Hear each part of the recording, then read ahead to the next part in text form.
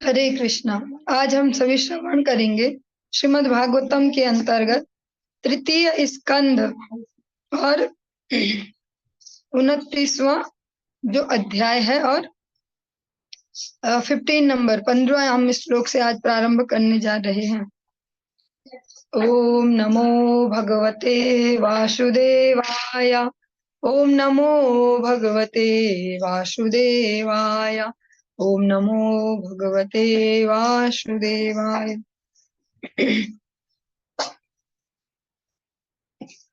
जो हम प्रसंग श्रवण कर रहे हैं, भगवान कपिल अपनी माता देवहूति जी को, जो मनु महाराज की पुत्री हैं, उनको पहले सांख्य दर्शन का उपदेश करते हैं और फिर जब माता जिज्ञासा करती है कि आपने ये तो सुना दिया, बहुत अच्छी बात है, पर मुझे भक्ति योग जो समस्त योगों में सर्वश्रेष्ठ है उस भक्ति योग का भी उपदेश करें। तो फिर भगवान इस प्रकार से उपदेश कर रहे हैं जो हम कल से श्रवण कर रहे हैं। निषेवितेन निमित्तेन स्वधर्मेण महीयसा क्रियायोगेन सस्तेन नातिहृंश्रेण नित्यसः। भक्त को अपने नियत कार्यों को संपन्न करना चाहिए जो यशस्वी हों और बिना किसी भौतिक लाभ के हों। उसे अधिक हिंसा किए बिना अपने भक्ति संबंधी कार्य नियमित रूप से करने चाहिए।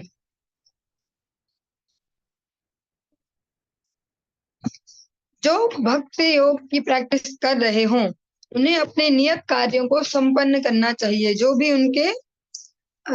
उनके लिए निर्दिष्ट है कर्तव्य वर्णाश्रम धर्म के अंतर्गत।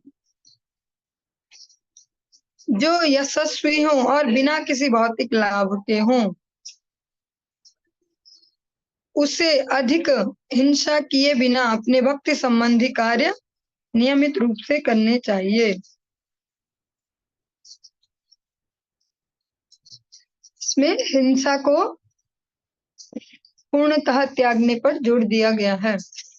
जिस प्रकार से हम देखते हैं अनेक प्रकार के एग्जाम्पल समाज में, अनेक अनेक ऐसी संस्थाएं मिलेंगी आज की डेट में भी कि आप सब कुछ खा भी सकते हैं और आप स्पिरिचुअली आगे भी बढ़ रहे हैं, आपकी स्पिरिचुअल जर्नी भी चल रही है, आध्यात्मिक यात्रा। लेकिन यहाँ पर भगवान कपिल स्वयं जो हिंसा है उसको संपूर्ण रूप से त्यागने पर जोड़ देते हैं। जब हम इन उपदेशों को श्रवण करते हैं तो क्लियर होते जाएगा, क्योंकि आज के समाज में बहुत बड़ी विडंबना है कि छांटे कैसे कि कौन सी संस्था कैसी, कहाँ हम जाएं, किसके अनुगत्य में स्पिरिचुअल प्रैक्टिस करें। तो जब हम शास्त्रों के अनुगत्य से श्रवण कर पाएंगे तो जान पाएंगे।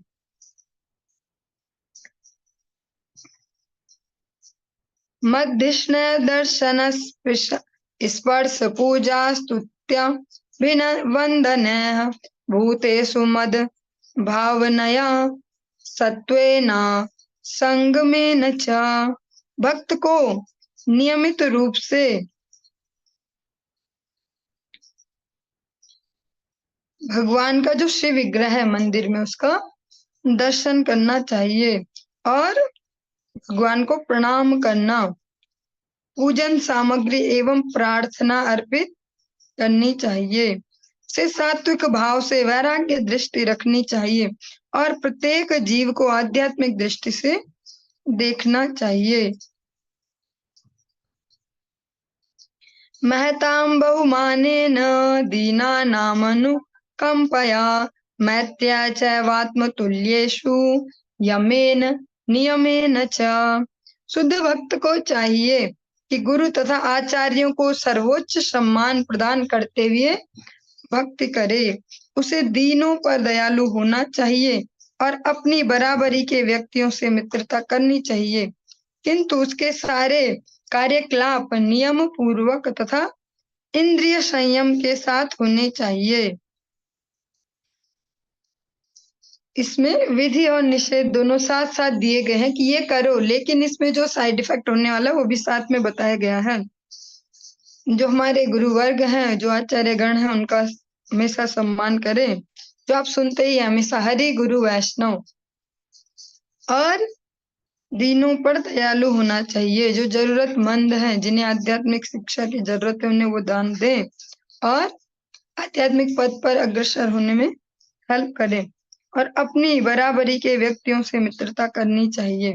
किंतु उसके सारे कार्यकलाप, लेकिन जो भी वो करे इस प्रकार से नियम पूर्वक और इंद्रिय संयम पूर्वक, क्योंकि जब हम किसी की भी संगति करते हैं तो संग दोष अवश्य आता है, इसलिए इंद्रिय संयम को यहाँ पर कह सकते हैं बहुत ही मजबूती से दिया गया है।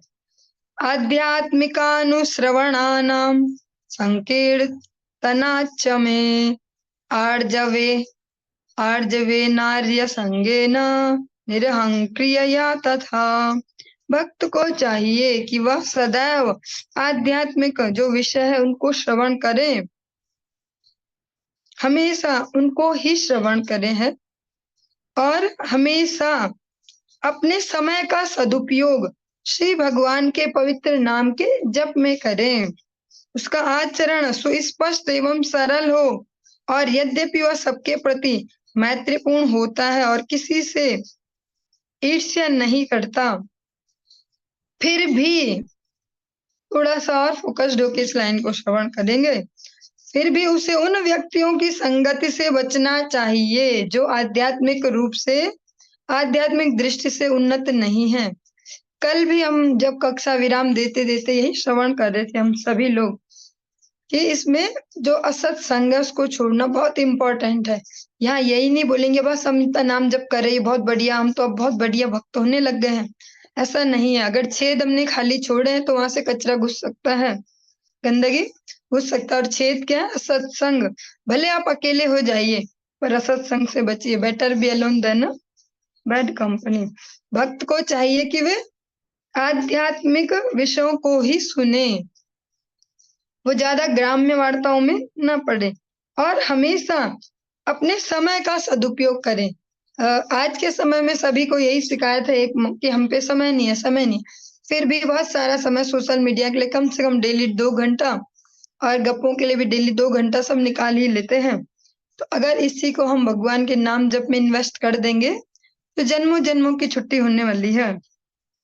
समय का सदुपयोग, क्योंकि जब हम वैष्णव के लक्षण सुनते हैं तो उनमें से एक लक्षण ये भी आता है, गुण सुनते हैं वैष्णव के गुण। उन गुणों में हम एक गुण ये भी सुनते हैं, अव्यर्थ कालत्व, जो never waste a single second, अपना थोड़ा सा समय भी व्यर्थ नहीं गंवाते। और उनका आचरण सुस्पष्ट और सरल हो, आचरण स्पष्ट हो और सरल हो, कॉम्प्लिकेटेड पर्सनालिटी नहीं हो। वहां कुछ कहते हैं वहां कुछ करते हैं, और कहते कुछ है करते कुछ है, मनसा वाचा करुणा तीनों अलग अलग प्रकार से काम कर रहे हैं, ऐसा नहीं। और जिस प्रकार से हम हमेशा, जैसा हमको लगता भी है कि हम इसमें आ गए तो हम बहुत सारे लोगों से कट जाते हैं, क्या किसी की हेल्प ना करें, किसी से रिलेशन ना रखें, ये सब बातें भगवान भी ये सब जानते हैं, ये सब समस्याएं भगवान भी समझते हैं। यद्यपि वह सबके प्रति मैत्रीपूर्ण होता है, सबके प्रति दयालु है, जीवे दया कृष्ण नाम, लेकिन और साथ में वो किसी से ईर्ष्या भी नहीं करता, ठीक है, निर्ममो निरहंकारा। लेकिन फिर भी इसमें एक बहुत अच्छी सावधानी दी गई है, फिर भी उसे उन व्यक्तियों की संगति से बचना चाहिए जो आध्यात्मिक दृष्टि से उन्नत नहीं है, जो स्पिरिचुअल जगत की ओर जिनका फोकस नहीं है, जो अपने स्पिरिचुअल उन्नति की ओर, आध्यात्मिक जीवन की ओर सजग नहीं है, केवल देव भाव में ही घूमते जा रहे, उनकी संगति से बचना पड़ेगा। क्योंकि अगर हम ऐसी संगति में बने रहेंगे तो कहीं ना कहीं दिमाग का एक कोना उनकी बातों को भी एक्सेप्ट कर रहा होगा कि बात तो ये भी सही करते हैं, कहीं ऐसा तो नहीं मेरा ही ब्रेन वॉश किया जा रहा है। मुझे आज भी याद है, बहुत सालों पहले, लगभग 2008 मैं कोई अपनी ग्रेजुएशन के साथ साथ कोई स्कूल में भी टीचिंग भी कर रही थी। तो वहां पे एक सर आए थे, तो उन्होंने मुझे बोला कि मैम आपका ना ब्रेन वॉश किया जा रहा है। मैंने जब पहले दिन आपको देखा था इतना बड़ा सा टीका लगा रखा है ऐसे, अब मैं समझ गया हूँ आपका ब्रेन वॉश किया गया, आप थोड़ा ध्यान दो, आप कहाँ कहाँ लगा रहे हो अपना दिमाग, ये देखो आपका ना ब्रेन वॉश किया जा रहा है। तो अब मेरा तो अभी वॉश हो ही रहा है, भगवान की दया से अभी चल रहा है, अभी हुआ नहीं है वॉश। वॉश होना मतलब साफ सुथरा हो जाना, अभी हुआ नहीं है। लेकिन वो व्यक्ति का जैसा भी है जीवन, यहाँ पर भगवान कहते हैं कि फिर भी उसे उन व्यक्तियों की संगति से बचना चाहिए जो आध्यात्मिक दृष्टि से उन्नत नहीं है। ऐसे लोगों से थोड़ा सा डिस्टेंस मेंटेन करनी चाहिए, वरना आप कंफ्यूजन में रहेंगे। कहीं हम गलत जगह तो नहीं आ गए, हम कहीं ऐसा तो नहीं हम कुछ गड़बड़ कर रहे हैं। इनकी भी अलग ही दुनिया है, किसी से मिलते जुलते नहीं है, कुछ नहीं, बस अपनी अपनी दुनिया में रहते हैं अपना, बस माला जपो, ये करो वो करो, बस ऐसे। तो कुछ समय तो सही लगेगा कि हाँ ठीक चल रहा है, कुछ समय बाद अगर ऐसी संगति बनी रहेगी तो फिर डाउट शुरू हो जाएंगे, कहीं कुछ गड़बड़ तो नहीं है क्या। सबकी लाइफ तो सेट ही है, देखो जो नहीं कर रहे उनकी ज्यादा सेट है, हमारी तो फिर अजीब अजीब होने लग गई है। तो भगवान कपिल का ये उपदेश है, ये किसी गुरुवर्ग ने, किसी हम जिस संस्था में, उस संस्था के किसी आचार्य का वचन नहीं है। जो श्रीमद् भागवतम है, जिसको सभी कह सकते हैं, सभी संप्रदाय स्वीकार करते हैं एक मत से, भारतीय संस्कृति का एक अभिन्न अंग है श्रीमद् भागवतम। इसमें हम श्रवण कर रहे हैं तृतीय स्कंद और 29वां अध्याय और 18वां श्लोक। भगवान इसमें कहते हैं कि ऐसे संग से हमें थोड़ा बचना चाहिए, क्योंकि संग दोष आता है उससे। अब जिसके भी हम ज्यादा संगति में रहेंगे उसके विचार हमें अवश्य प्रभावित करते हैं। और आज की डेट में क्या, हमेशा हमेशा से बहुत बड़ा कारण है ये घरों में क्लेश का। जैसी संगति में रहते वहां से जैसे विचार सुन सुन के आएंगे वैसे अपने घरों में अप्लाई करेंगे और फिर झगड़ों में फंसेंगे। तो भगवान कहते हैं जो आध्यात्मिक रूप से थोड़े सक्रिय नहीं है उनकी संगति से थोड़ा बचने का प्रयास करें तो सही लाभ ले पाएंगे। मद्धर्मणो गुणैरेतः परिसंशुद्धः आशयः पुरुषस्याज साभ्येति श्रुतमात्र गुणम हिमाम। जब मनुष्य इन समस्त लक्षणों से पूर्णतया संपन्न होता है और इस प्रकार उसकी चेतना पूर्ण रूपेण शुद्ध हो लेती है, तो वह मेरे नाम या मेरे दिव्य गुण के श्रवण मात्र से तुरंत ही आकर्षित होने लगता है। मद गुणा श्रुति मात्रेण। भगवान कहते हैं जब मनुष्य इन समस्त लक्षणों से पूर्णतया संपन्न होता है, जो जो अभी तक हम लक्षण श्रवण कर चुके हैं, जो भक्ति राज्य की ओर सुदृढ़ता से अग्रसर होना चाहते हैं या हो गए हैं, जब वे इन लक्षणों को पूर्णतया प्राप्त कर लेते हैं और उनकी चेतना पूर्ण रूपेण शुद्ध हो लेती है, जब वॉशिंग उनकी पूरी हो जाती है, धुल जाते हैं, शुद्धिकरण हो जाता है, तब तब जाके क्या होता है, वह मेरे नाम या मेरे दिव्य गुण, जो भगवान के गुण हैं, भगवान का नाम है, उसके श्रवण मात्र से ही तुरंत ही आकर्षित होने लगता है। फिर जहां भी भगवान का नाम सुनेंगे, भगवान के गुणों को सुनेंगे, तुरंत चित्त उधर चला जाएगा। एक जो नॉर्मल बोल सकते हैं सहज आकर्षण, सहज शब्द सही होगा, सहज आकर्षण भगवान के नाम और गुणों के श्रवण के प्रति हृदय में उत्पन्न हो जाएगा। क्योंकि आप श्रवण भी करते हैं, आप लोग जब भी तीनों टाइम जब प्रसाद ग्रहण करते होंगे तो उच्चारण करते होंगे प्रसाद का मंत्र। महाभारत का ये श्लोक है, महाप्रसादे गोविंद नाम ब्राह्मणी वैष्णवे स्वल्प पुण्यवताम राजन विश्वासो न जायते। महाप्रसाद में भगवान का जो अन्न प्रसाद है, महाप्रसादे गोविंद नाम, भगवान का जो पवित्र नाम है, ब्राह्मणी जो आचरणशील पवित्र ब्राह्मण है, और वैष्णव जो भगवान के कह सकते हैं जो शुद्ध भक्त हैं, भगवान की भक्ति में दृढ़ता से स्थित है, भगवान की प्रसन्नता ही जिनका एकमात्र लक्ष्य है। ऐसे भक्तों में जिनके पाप अधिक हैं, पुण्य कम है, स्वल्प पुण्यवताम राजन, हे राजा जिनके पुण्य कम है, मीन्स पाप अधिक है, उनकी रुचि उत्पन्न नहीं होती। यहीं पर यहाँ पर भी हम यही श्रवण कर रहे हैं दूसरे एंगल से, कि जिनका शुद्धिकरण हो गया, उनकी सहज जो रुचि है भगवान के गुणों के श्रवण में और भगवान के नाम में हो जाती है। यथा यथावात रथो घ्राणम आवृते गंध आशयात एवं योग रतम चेत आत्मानं विकारियत। जिस प्रकार वायु का रथ गंध को उसके स्रोत से ले जाता है और तुरंत घ्राणेन्द्रिय तक पहुंचाता है, उसी प्रकार जो व्यक्ति निरंतर भक्तिमय सेवा अर्थात जो भगवत भावना है, जो कृष्ण चेतना है कह सकते हैं, जो भगवान श्री हरि के चरणों में मन है, उसमें संलग्न रहता है, वह सर्वव्यापी परमात्मा को प्राप्त कर लेता है। इसमें बहुत सुंदर एग्जाम्पल दिया गया है। जिस प्रकार जो वायु है, जो पवन है, वो कोई भी स्मेल है उसको लेके हमारी नाक तक पहुंचा देती है, और ये प्रक्रिया में कोई जोर नहीं लग रहा, कुछ फोर्सफुली नहीं हो रहा, हमें ऐसा नहीं दिख रहा कि ऐसा हो गया है, ये सहज हो जाता है, हमें पता भी नहीं चलता और ये हो जाता है। हम किसी गाड़ी में अगर सफर कर रहे हो, कहीं जा रहे हो, किसी स्थान से गुजरते बहुत अच्छी स्मेल आ जाती है, कहीं कोई वैसी जगह से गुजरते हैं दुर्गंध बहुत जल्दी से नाक तक पहुंचती है, तो उसमें कोई जोर नहीं लगा, किसी ने ट्रांसपोर्ट ऐसे नहीं किया जोर लगा के खर्चा करके यहाँ से लाए हमारी नाक तक पहुंचा, इजीली अपने आप हो जाता है। ऐसे ही जब कोई व्यक्ति निरंतर, इसमें बहुत अच्छी कंडीशन है और बहुत इंपॉर्टेंट है, निरंतरता, कंटिन्यूटी इसमें बहुत ज्यादा आवश्यक है। निरंतर भक्तिमय सेवा और भगवान की जो भावना है उसमें संलग्न रहता है, तो वह नॉर्मली ही जो सर्वव्यापी, जो सब जगह विद्यमान है परमात्मा, भगवान श्री नारायण, भगवान श्री हरि, उनको भी प्राप्त कर लेता है।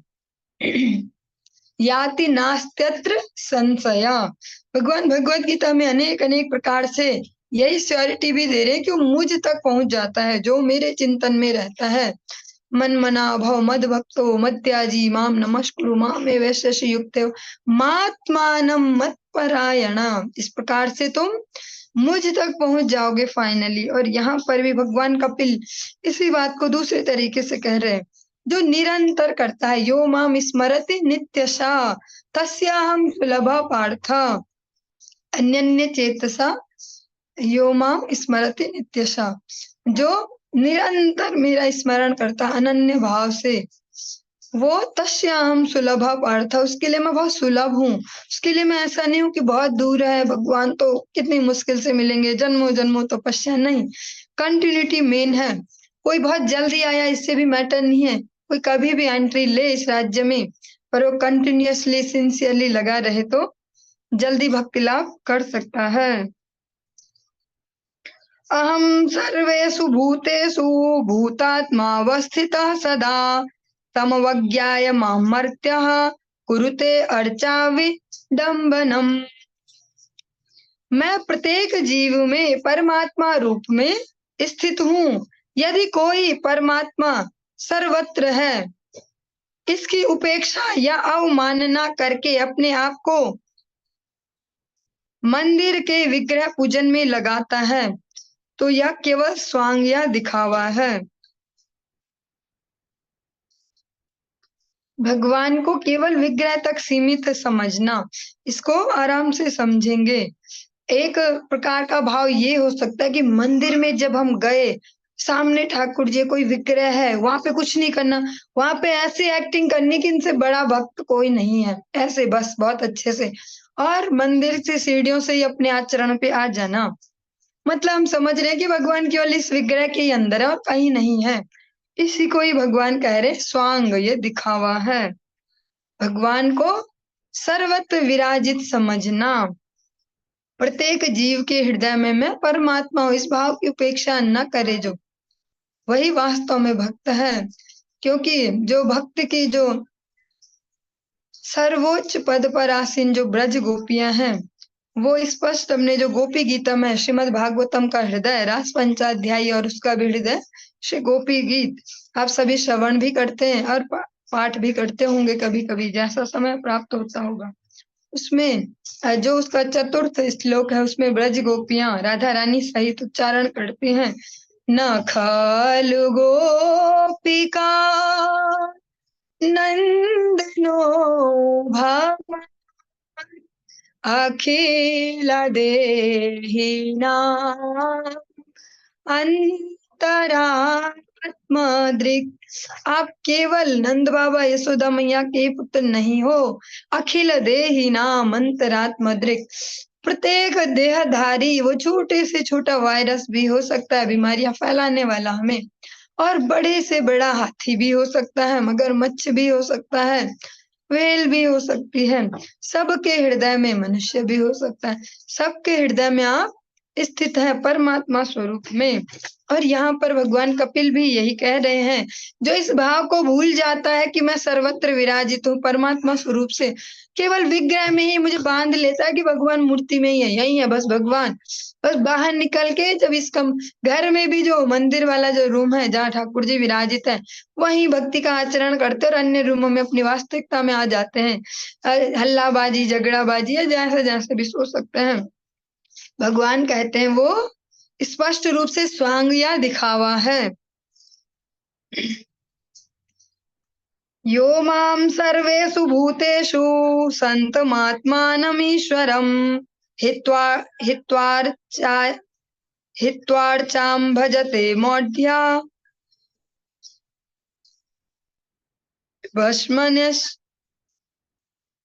भस्मन्येव जुहोति सः, जो मंदिरों में श्री भगवान के पूजन का, जो मंदिर में जाके भगवान के विग्रह का पूजन करता है किंतु यह नहीं जानता कि परमात्मा रूप में परमेश्वर प्रत्येक जीव के हृदय में आसीन है, वह अज्ञानी है, उसकी तुलना उस व्यक्ति से की जाती है जो राख में आहुतियां डालता है, क्योंकि आप जब भी यज्ञ का दर्शन करते होंगे, आहुति अग्नि में डाली जाती है, जो घी की आहुति है या हवन सामग्री वो अग्नि में दी जाती है, वो खाली जगह में नहीं दी जाती, वो राख में नहीं दी जाती, क्योंकि जिसको बुद्धि योग होगा वो अग्नि में ही आहुति देगा।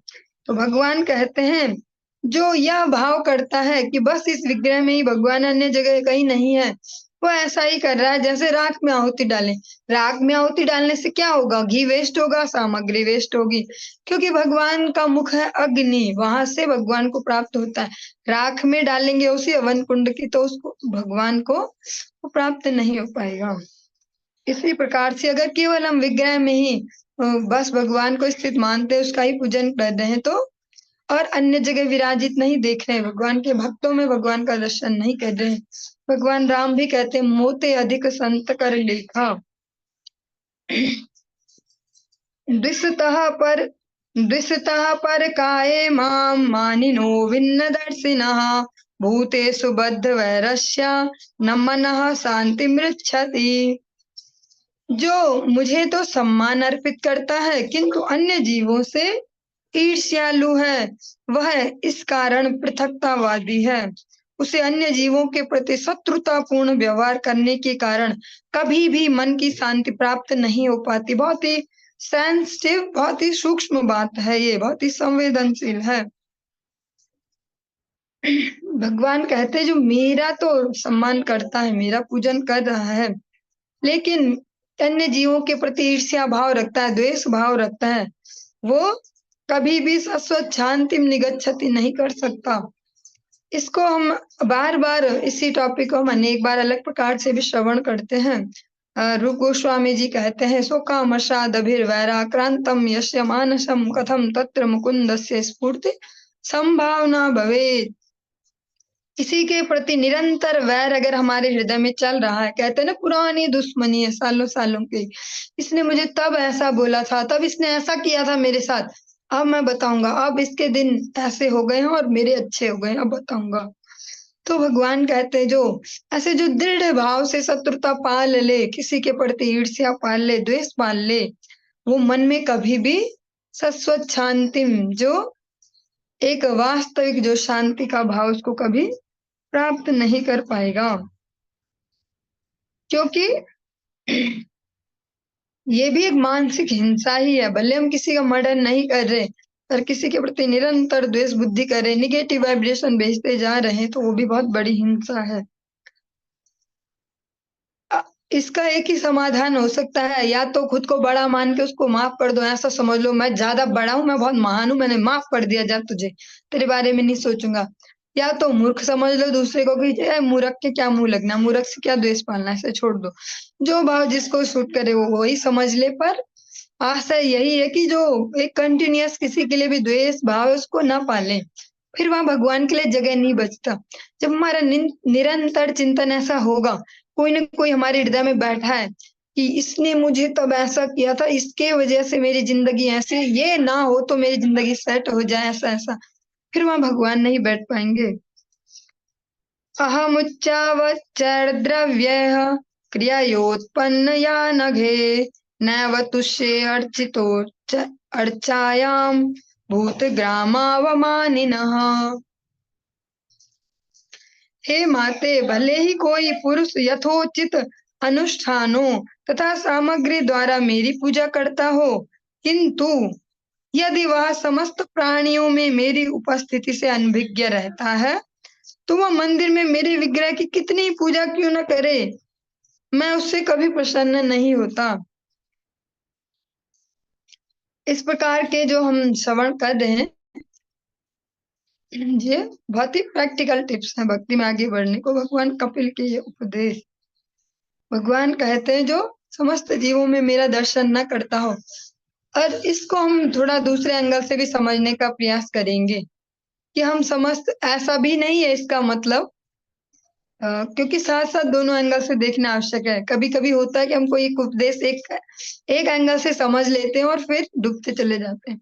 भगवान जो कह रहे हैं उसका मेन तात्पर्य किसी से एक लॉन्ग टाइम ऐसा द्वेष ना पाले, किसी को अपने हृदय में ऐसी जगह न दे।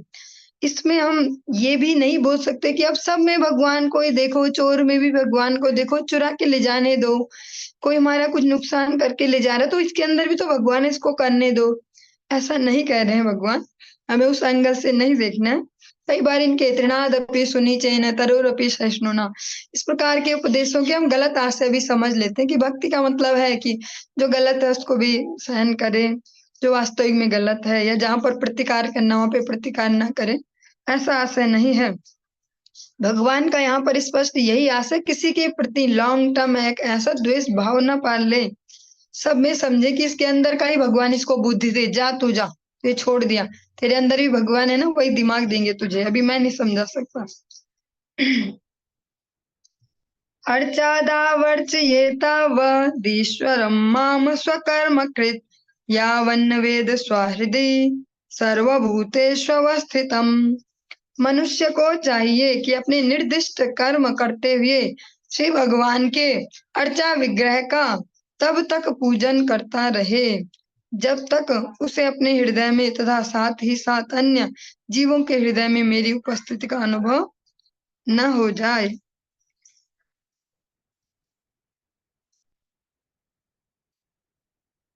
आत्मनश्च परस्यापि यः करोत्यन्त रोदरम तस्य भिन्न दृशो मृत्युर्विदधे भयमुल्बणम्। जो भी अपने में तथा अन्य जीवों के बीच पृथकवादी दृष्टिकोण के कारण तनिक भी भेदभाव करता है, उसके लिए मैं मृत्यु की प्रज्वलित अग्नि के रूप में महान भय उत्पन्न करता हूँ। किसी के भी प्रति निरंतर एक द्वेष भाव करना, इस प्रकार से जो विचार है उसके नुकसान में लगा देना अपनी एनर्जी को, इस प्रकार से भेद बुद्धि करना कि मेरा तो बहुत बढ़िया ही और इसका घटिया करने में पूरा जोर लगा दूं मैं। भगवान कहते हैं ऐसी जो विचारधारा वाले लोग हैं उनके लिए मैं मृत्यु की प्रज्वलित अग्नि के रूप में महान भय उत्पन्न करता हूँ, वैसा ही डर उत्पन्न कर देता हूँ जैसे मृत्यु शैया पर जब अग्नि जलाई जाए उसके जो ताप है, उसका जो डर है, जैसे उससे सब डरते हैं, वैसा ही भय मैं उसके लिए उत्पन्न करता हूँ।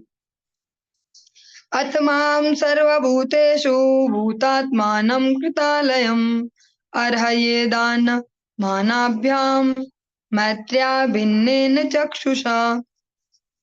अतः दान तथा सत्कार के साथ साथ मैत्रीपूर्ण आचरण से तथा सभी पर एक सी दृष्टि रखते हुए मनुष्य को मेरी पूजा करनी चाहिए, क्योंकि मैं सभी प्राणियों में उनके आत्मा के रूप में निवास करता हूँ।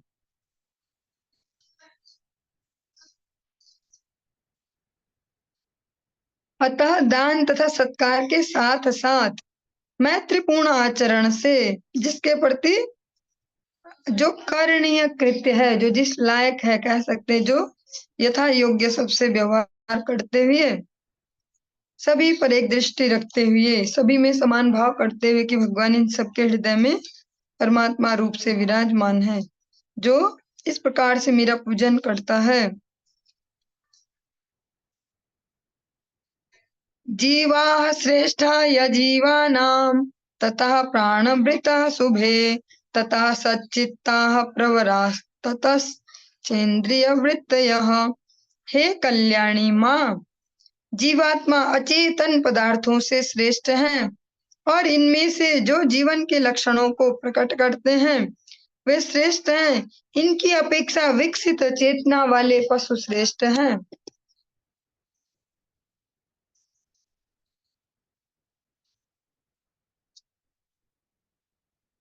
इनकी अपेक्षा विकसित चेतना वाले पशु श्रेष्ठ हैं और इनसे भी श्रेष्ठ हैं वे जिनमें इंद्रियानुभूति विकसित हो चुकी है। भगवान चेतना के स्तरों का विभाजन यहाँ पर बता रहे हैं। माता देवहूति को कहते हैं कि जो जीवात्मा है वो अचेतन पदार्थों से श्रेष्ठ हैं। जो जिनमें जीवन है वे जिनमें जीवन नहीं है उनसे श्रेष्ठ हैं। लेकिन इनसे भी श्रेष्ठ वे हैं जो जीवन के लक्षणों को प्रकट करते हैं। तो इसकी क्या मीनिंग हुई भला? इसकी ये मीनिंग हुई कि कुछ जीवनधारी, कुछ जीवित प्राणी ऐसे भी हैं जो जीवन के लक्षणों को प्रकट नहीं करते। जीवित वो दिखते नहीं है, वो है उनमें जीवन, पर वो पूर्णतया लक्षण उजागर नहीं होते हैं। ऐसे भी अनेक अनेक प्राणी हैं।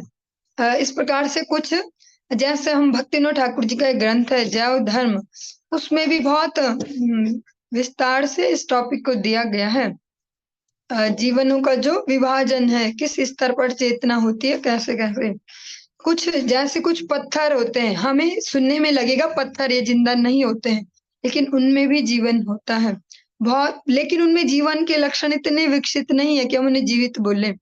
जो भगवान यहाँ पर कह रहे हैं, जीवात्मा अचेतन पदार्थों से श्रेष्ठ है, जिनमें चेतना नहीं है उनसे श्रेष्ठ है जीवात्मा। साथ ही सेकंड लाइन में कहते हैं इनसे भी श्रेष्ठ कौन है? जिनमें जीवन के लक्षण प्रकट होते हैं, जिनमें शो भी हो रहे हैं जीवन के जो लक्षण हैं। और इनसे भी अधिक श्रेष्ठ कौन है? विकसित चेतना वाले पशु, जिनकी चेतना काफी उनसे ज्यादा विकसित है, जो पशु श्रेणी में आते हैं, उनकी बात हो रही है। और इनसे भी ज्यादा श्रेष्ठ वे हैं जिनमें इंद्रियानुभूति, इंद्रियों से जो जो भी विषय संग्रह करते हैं, विषयों को भोगते हैं कह सकते हैं, उनको उनकी जो फीलिंग है वो विकसित हो चुकी है।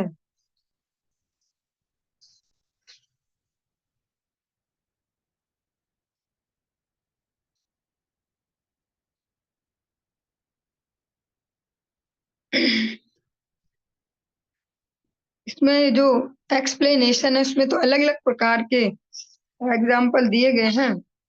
एक एग्जाम्पल कुत्ता और बिल्ली का भी दिया गया है, जो अभी यहाँ पर देना तो सेंसिटिव होगा, फिर भी दे सकते हैं, क्योंकि बहुत सारे भक्त भी ऐसे होते हैं जो ऐसे पशुओं को, जानवरों को शरण देते अपने घर में, तो उन्हें थोड़ा अजीब लग सकता है सुनने में। लेकिन यहाँ पर जो हम वर्गीकरण सुन रहे चेतना का, तो उसके अंतर्गत एक एग्जाम्पल दिया गया है कि जैसे कुत्ता हो गया, बिल्ली हो गया, तो इनके स्वभाव में ही गंदगी जैसे है, कब बाल उनके झड़ते ही रहेंगे, अनेक अनेक प्रकार से उनके जो कार्य होते हैं। तो जो सदग्रस्त हैं, यहाँ पर कहा जा रहा है, जो अपनी गंदगी के कारण कुत्तों तथा बिल्लियों को सदग्रस्तों के घर में प्रवेश नहीं करने दिया जाता, बल्कि उनको घर से बाहर जगह दी जाती है और वहीं उनको भोजन वगैरह दिया जाता है, वहीं वो खाते और चले जाते हैं। चले जाते हैं शब्द ये बता रहा है कि घर में शेल्टर नहीं दी गई है। लेकिन वो कह रहे हैं कि ये आचरण मनुष्य के साथ नहीं होगा, यही आचरण मनुष्य के साथ नहीं किया जा रहा। तो जो जिस लेवल की चेतना पर है उसके साथ वैसा व्यवहार।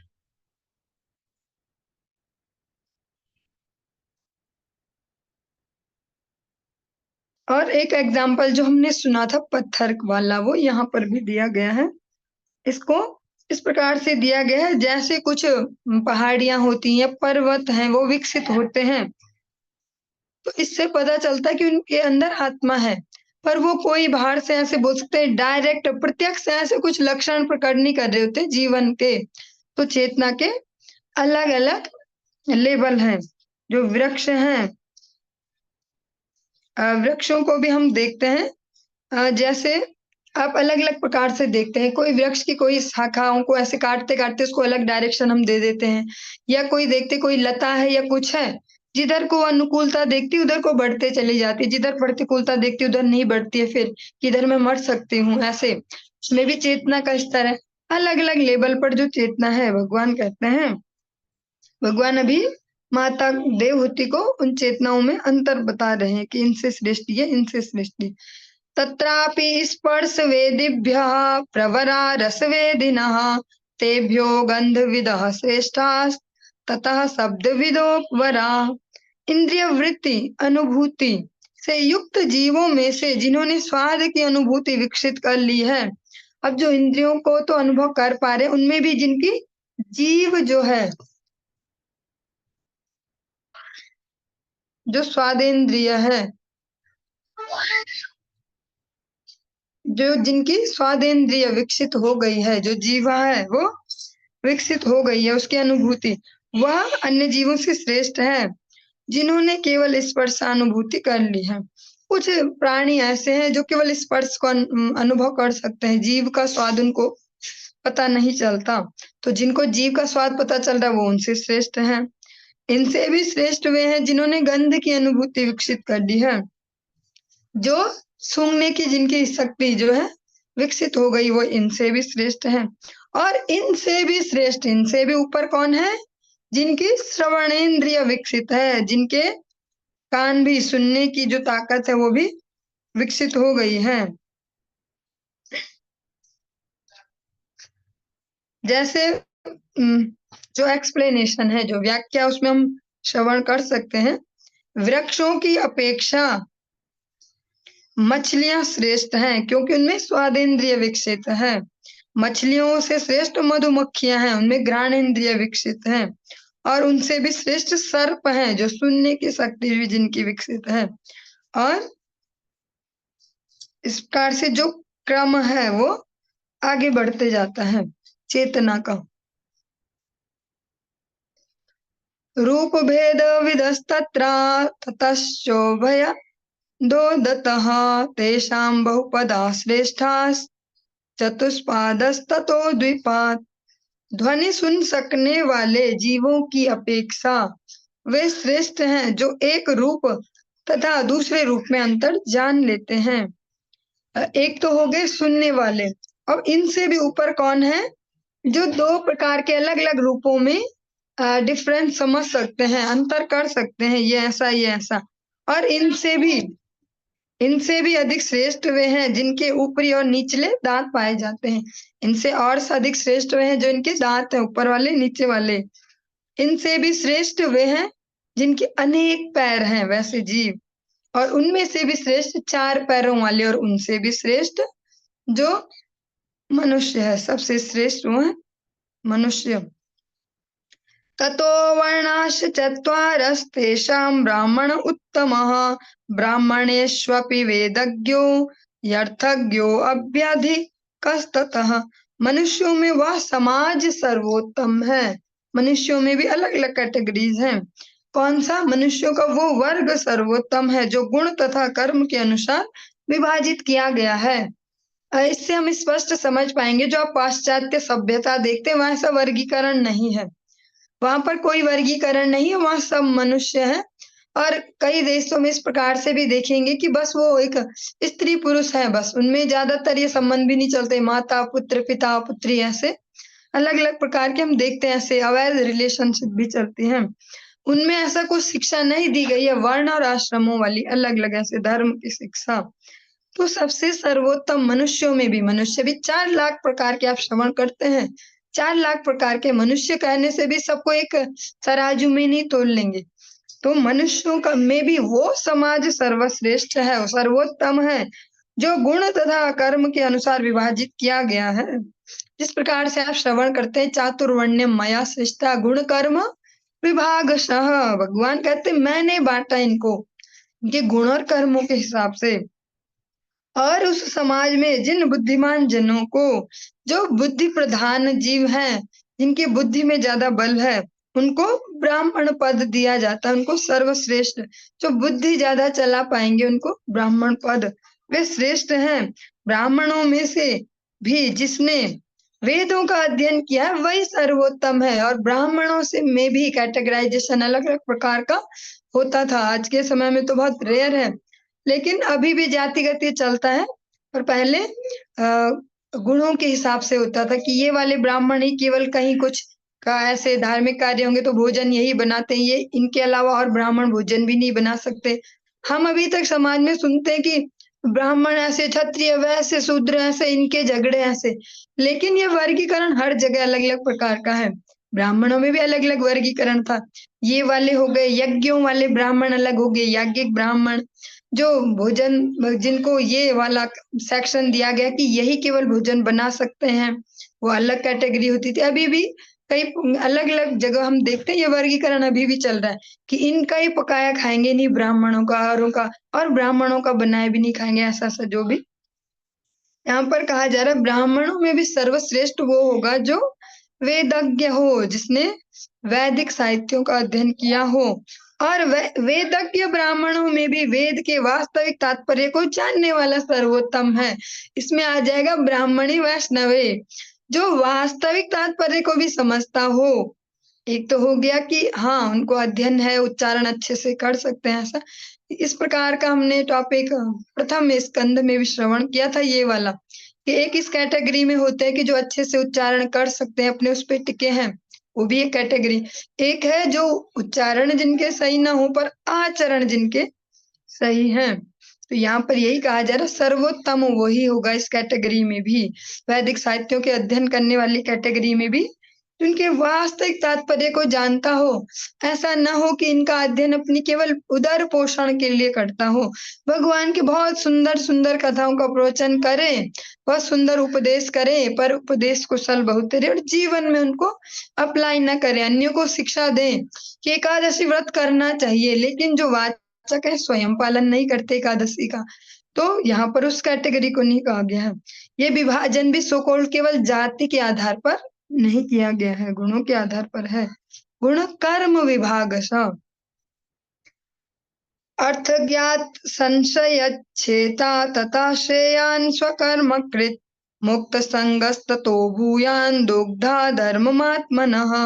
वेदों का तात्पर्य समझने वाले ब्राह्मण की अपेक्षा वह मनुष्य श्रेष्ठ है जो समस्त संशयों का निवारण कर सकता है, और उससे भी श्रेष्ठ वह है जो ब्राह्मण के लिए निर्दिष्ट नियमों का दृढ़ता पूर्वक पालन करता है।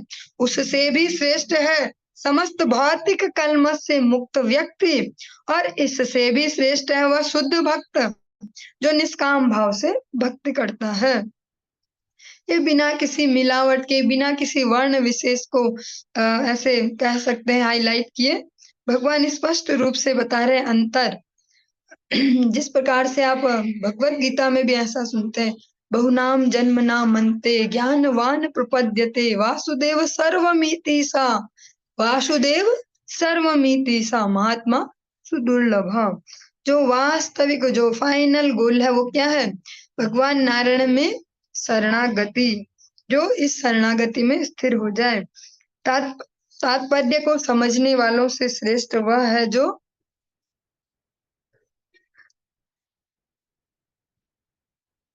तात्पर्यों को समझना, उससे भी श्रेष्ठ है अन्यों को भी। एक तो हो गया हम खुद समझ पा रहे हैं, एक है दूसरे के भी संशयों का छेदन कर पाना, और उससे भी ज्यादा श्रेष्ठ है जो निरंतरता के साथ, जो भगवान ब्राह्मण के लिए निर्दिष्ट नियम बताते हैं उनका दृढ़ता पूर्वक पालन करते हो। 6 प्रकार के ऐसे भगवान ने जो कर्तव्य हैं, जो स्पेशली ब्राह्मण कैटेगरी के लिए, जो ब्राह्मण लेवल पर अपने जीवन को पहुंचाना चाहते हैं, वो 6 प्रकार के उनके लिए आचरण बताए गए हैं। अध्ययन, अध्यापन, यजन, याजन और दान लेना, दान देना।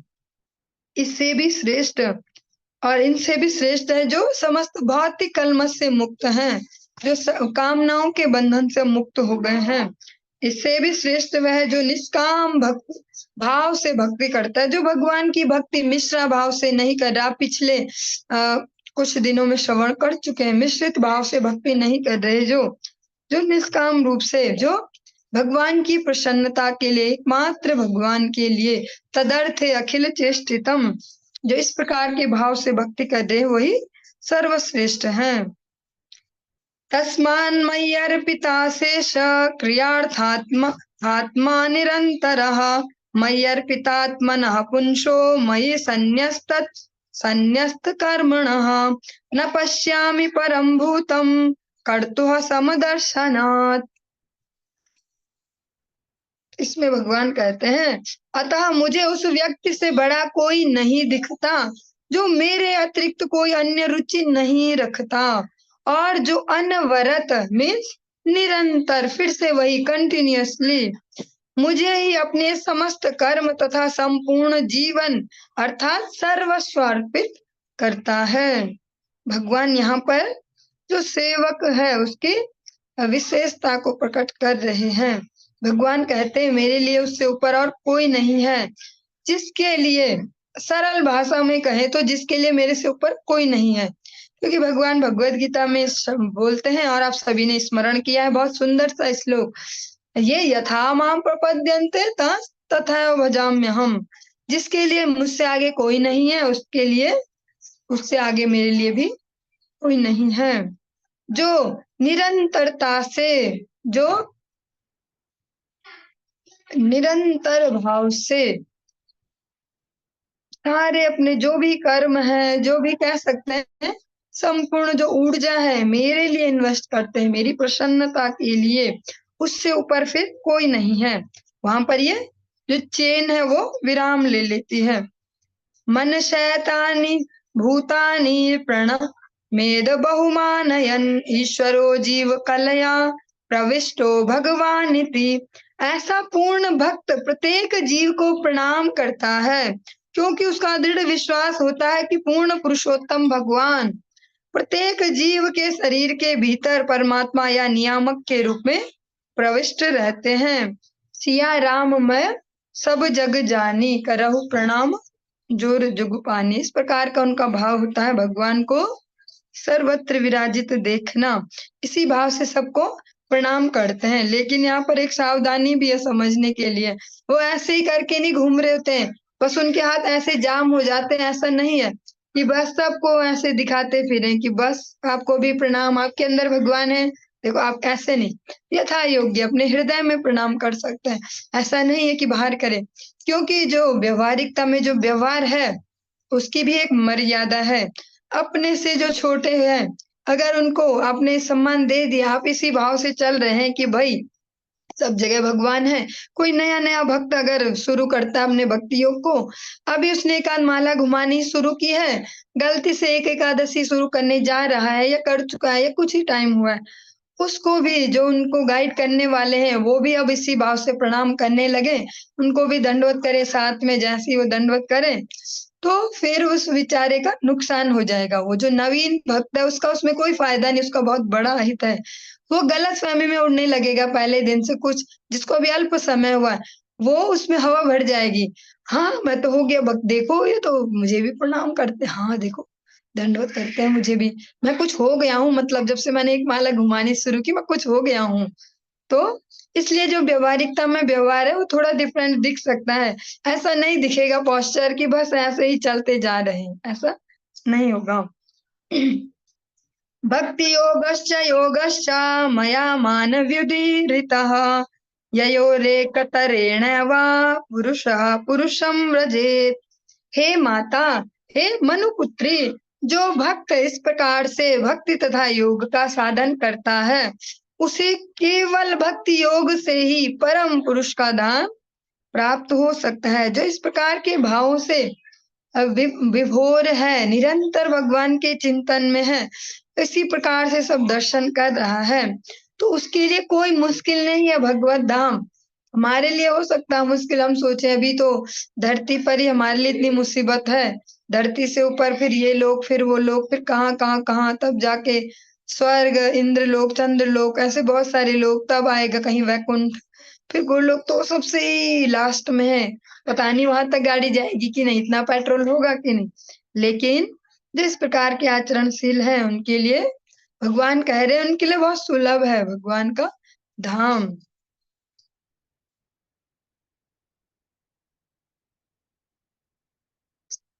चलिए आज की इस चर्चा को हम यहीं पर ही विराम देंगे, आगे कल कंटिन्यू करेंगे। हरे